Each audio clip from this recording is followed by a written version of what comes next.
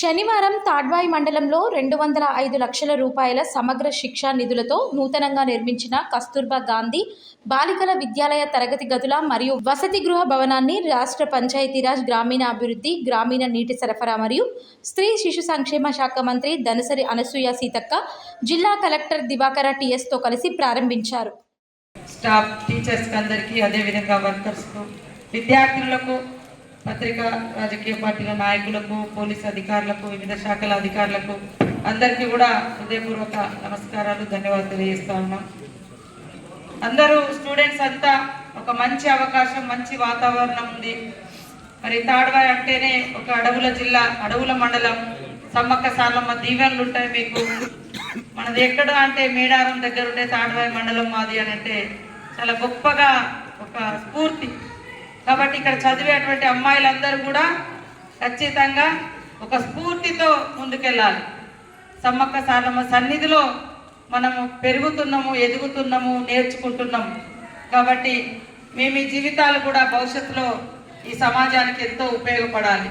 అది ఉపయోగపడాలి అంటే క్రమశిక్షణ ఉండాలి మన జీవితంలో. క్రమశిక్షణతో కూడినటువంటి చదువు ఉంటే ఎక్కడికి వెళ్ళినా కూడా ఎలాంటి ఇబ్బందులు వచ్చినా, ఎలాంటి సమస్యలు వచ్చినా కూడా మీరు ఎదుర్కోగలుగుతారు. కాబట్టి ఈరోజు ఇక్కడ టీచర్స్ అందరూ కూడా మరి అందుబాటులో ఉండేటువంటి దాదాపుగా అనుకుంటున్నాం. మీ ప్రెమిసెస్ కూడా చాలా మంచిగా నీట్గా మెయింటైన్ చేస్తూ ఉన్నారు. ఇంకా చుట్టూ కూడా చెట్లు పెట్టుకోండి. అదేవిధంగా అమ్మాయిలు మీ పిల్లలు అనుకునే టీచర్స్ అందరూ టైం కేటాయించి అద్భుతంగా వారిని తయారు చేయాల్సిన అవసరం ఉంది. ఈరోజు మనకు మీరు టీచర్లు, ఈరోజు టీచర్స్ కావచ్చు, మేము కావచ్చు, మా చదువుకునే రోజులలో ఉండేటువంటి సమాజంలో ఉండేటువంటి మార్పులు, అవసరాలు, అవకాశాలు వేరు. ఇప్పుడుండే అవకాశాలు, అవసరాలు, మార్పులు వేరు. ఇప్పుడు ప్రపంచం అంతా కూడా మనం ఇక్కడ ఏ ప్రాంతంలో ఏం జరుగుతుందో తెలుసుకునేటువంటి న్యూస్తో పాటు భవిష్యత్తులో ఏం జరుగుతుంది, గతంలో ఏం జరిగింది, ఇప్పుడేం జరుగుతుంది అనేటువంటి అనేక అంశాలను కూడా నేర్చుకోవడానికి అవకాశం ఉంటుంది. కాబట్టి ప్రతి పాప, ప్రతి అమ్మాయి మీ తల్లిదండ్రులు పెట్టుకున్న ఆశలకు అనుగుణంగా మీ టీచర్ల యొక్క పేరును కూడా కాపాడే విధంగా బాగా చదువుకోవాలని కోరుకుంటూ, ఇవాళ కస్తూరిబా గాంధీ యొక్క ఈ హాస్టల్స్ ప్రతి మండల కేంద్రాలలో వచ్చినాయి. ఒకప్పుడు మరి కస్తూరిబా గాంధీ అంటే ఎవరో తెలుసా? ఎవరు?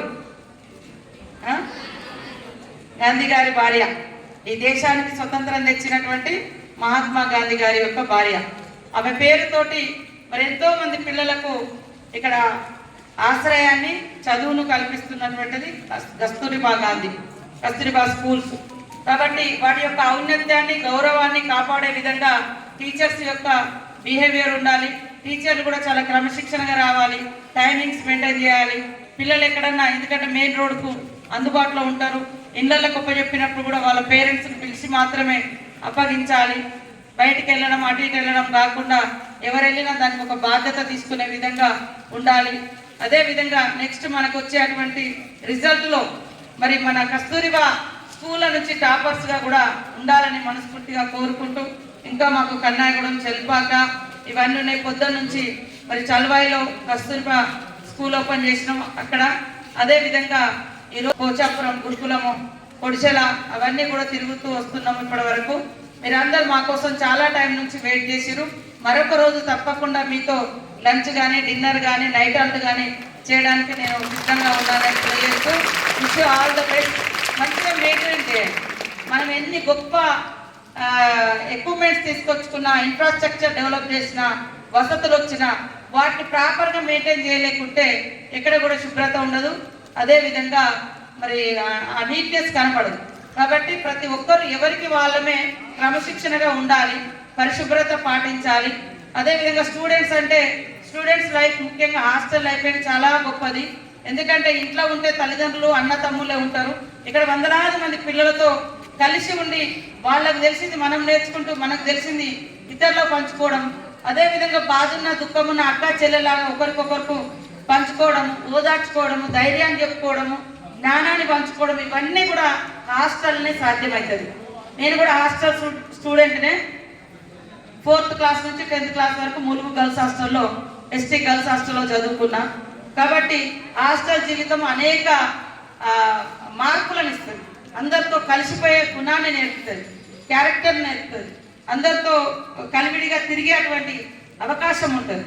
కాబట్టి ఇక్కడ అందరిలో కలిసిపోతే మీరు ఎక్కడ పోయినా, హైదరాబాద్ పోయినా లేకుంటే హన్మకొండ పోయినా ఏ నలుగురి కోసమైనా మీరు ఆలోచించగలుగుతారు. కాబట్టి చదువు అనేది మార్కులతో పాటు ఇతరులను గౌరవించడం, కలిసిపోవడం, వాళ్ళ సమస్యలను తెలుసుకోవడం. అలా కూడా మీ ఊర్లో పోయినప్పుడు మీరు ఒక కేస్ స్టడీస్ లాగా చేయాలి. అక్కడ ఏం సమస్యలు ఉన్నాయి, ఎందుకు వస్తున్నాయి,